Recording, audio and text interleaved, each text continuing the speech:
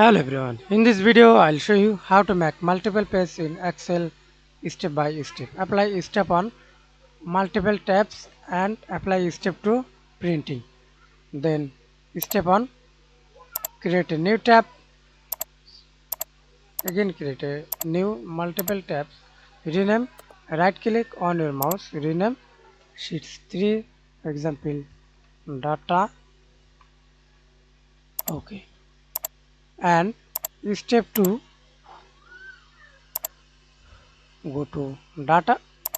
First table choose selection, then go to page layout, breaks, click the insert page break. See this inserted page break. Page on, again page 2, page 3,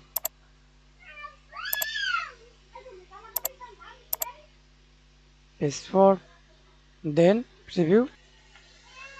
Press Ctrl P and see this now page on, page 2, page 3.